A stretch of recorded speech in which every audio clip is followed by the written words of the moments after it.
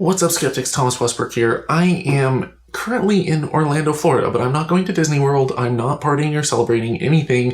In fact, I'm here for a very, let's just say, somewhat unfortunate reason. I didn't particularly want to be here, but I'll get into that in just a minute. So a couple weeks ago, Mr. Atheist put out a video drawing to our attention the new independent fundamental Baptist movement, which is a new group of Baptists who are advocating for the death penalty for gays. They're currently organizing a Make America Straight Again conference here in Orlando, Florida, on the anniversary of the Pulse nightclub shooting that killed 49 innocent gay people. They're not only pissing on the memories of the people whose lives were lost, but they're also here to advocate for the death penalty for gays. Don't believe me? Here's a compilation of some of the stuff that they've said. At Revival Baptist Church, we hate homos. Amen. We hate their lifestyle. We hate what they do. LGBT dogs. We hate homosexuals around here because God hates them. Amen. We're going to believe that all the way till Jesus comes back and capital punishment for everybody that's a homo. Amen. There's innocent people who live in this world that these people are going to corrupt if we continue to allow them to live. Therefore, they need to be put to death. If I had a button right here on the pulpit, I could just push this button and every would fall over dead. I'll push it until it breaks. I will push it until I break my finger. You know, I think Orlando, Florida is a little safer tonight. Now that 50, the tragedy is that more of them didn't die. I mean, the tragedy is I'm kind of upset that he didn't finish the job. We want these people to die, that God will put them in depression so deep that they will go ahead and kill themselves since our government's not doing it. The world tells us that homos desire to be monogamous.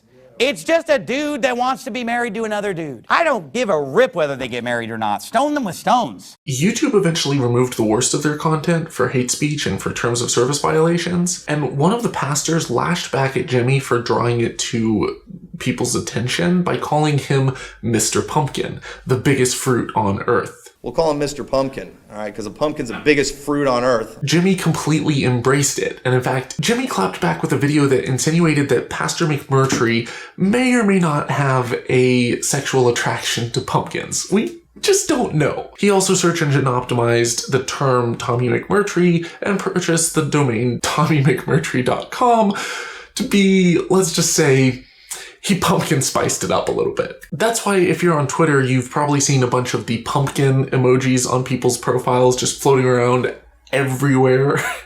Since then, Godless Engineer, Caitlin Chloe, Surus, Telltale, Shannon Q, Digital Hammurabi, Paula Gia, Neil the 604 Atheist, Atheist Rationale, Ocean Keltoy, and many others have been working hard to expose this organization, to archive the worst of the footage that they've put out, and to counter their narrative and their message of hatred, and to expose the new IFB as the cult that it is. All of them have done fantastic work, as have all of you guys for sharing this content and really getting the message out there. The new IFB continued to promote this message of hatred, to which PayPal terminated their account permanently for terms of service violation, and the people of Orlando and Claremont decided to protest the event, which is why I flew all the way out here from Texas to some Airbnb in Orlando. This morning I had a phone interview with NPR, and this afternoon I was on a local TV station, Spectrum News, to talk about the events leading up to this protest. I should point out that this protest is being organized by the people of Orlando and is separate from the Pumpkin Squad. In response to the coming protest, the church posted this. Pray that if they do any protests, that it gets violent, they have stand your ground in Florida.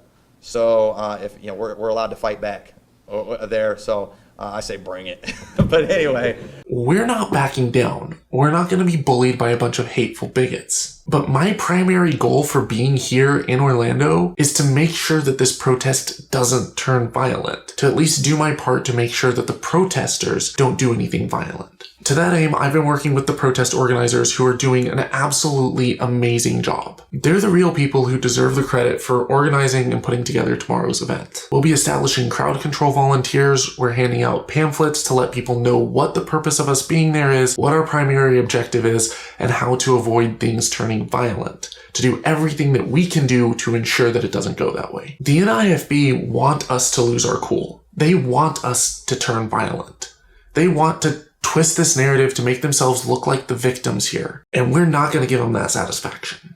If you are attending this event, too much is at stake here to let this turn violent. We're going to counter their message of hate with a message of love. If we want to have the biggest possible impact, we have to avoid violence. So please, please, please, if you're going to the event, Be very careful. I've put together a list of guidelines along with the protest organizers to help ensure that we keep things safe. Number 1, do not trespass or vandalize property. Cooperate with all instructions from the police and crowd control volunteers. Number 2, don't physically or verbally provoke people. Chants and other demonstrations are common at protests, but engaging others aggressively can put you and those around you in danger. Maintain a safe buffer distance from those you're protesting for the safety of everyone involved. Number 3, don't throw things at people. Nothing good comes from this, even if you were just to throw something totally innocuous at someone. It leads back to the second tip. Don't provoke people. Number 4, remain calm. Protests and counter-protests can be highly charged and emotional events. Remind yourself why we are there and what our goals are, as well as how what you do at the protest will impact those goals. Emotions will be high at this event. That doesn't mean we can't be smart about things. Number 5, know when to leave. If things start getting violent, leave. Do not engage in violence. It's better to live to fight the good fight another day. Lastly, I don't recommend bringing kids to this event. This is not a trip to Disneyland.